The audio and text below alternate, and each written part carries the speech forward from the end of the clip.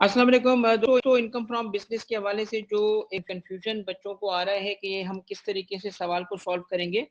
Accounting income से किस तरीके से अपना वर्क बैक करते हुए, वर्कआउट करते हुए सवाल को सॉल्व करेंगे। तो ये एक फॉर्मेट मैंने आपसे शेयर किया हुआ है।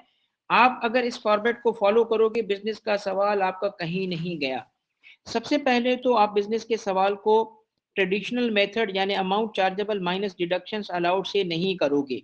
इस मेथड से हम income from property, income from other sources और कैपिटल गेन को तो करते हैं, मगर इनकम फ्रॉम बिजनेस इस फॉर्मेट से नहीं होता। Income from business income net income से या प्रॉफिट बिफोर टैक्स से स्टार्ट होता है। और उसके बाद सबसे पहले हम क्या करते हैं, ये देखते हैं कि क्या इस इनकम में जो डेटा गिवन होगा, तो क्या जो ऊपर हमने प्रॉफिट कैलकुलेट किया है, तो क्या कोई ऐसी इनकम तो नहीं थी जो इनकम हमारी बिजनेस में टैक्सेबल नहीं है।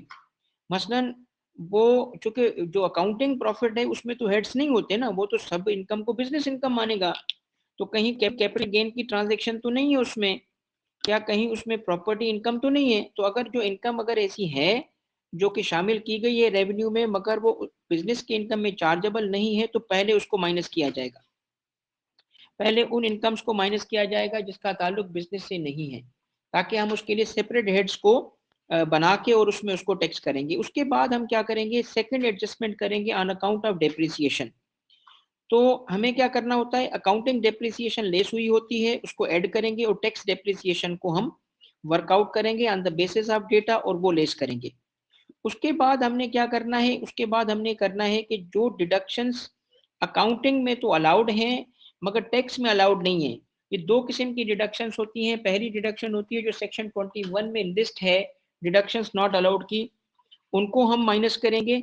और दूसरी वो हैं जो सेक्शन 21 में तो नहीं है, जैसे साइंटिफिक रिसर्च हो गया, प्री कमेंसमेंट हो गया, इनिशियल अलाउंस, इस किस्म की जो बाकी हैं जो अलाउबल में लिखी हैं मगर वो कंडीशन फुलफिल नहीं हुई, इस वजह से अलाउबल नहीं रही।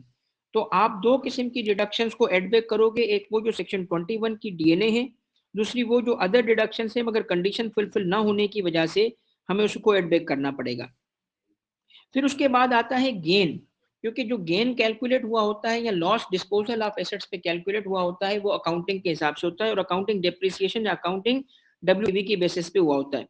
तो इसको भी हमें एडजस्ट करना होगा। कैसे, सबसे पहले जो अगर किसी डेप्रिशिएबल एसेट या इंटेंजिबल के डिस्पोजल पे गेन वर्कआउट हुआ है और वो गेन अकाउंटिंग की बेसिस पे होने की वजह से हमें वापस क्या करना पड़ेगा, लेस करना पड़ेगा, क्योंकि वो गेन है, गेन को लेस करेंगे, क्योंकि वो इनकम है ना, इनकम को लेस कर दो, वहां से इनकम को लेस करेंगे। मगर टैक्स का गेन जो हम वर्कआउट करेंगे वो ऐड कर देंगे, क्योंकि उसको फिर हमने टैक्स करवाना है।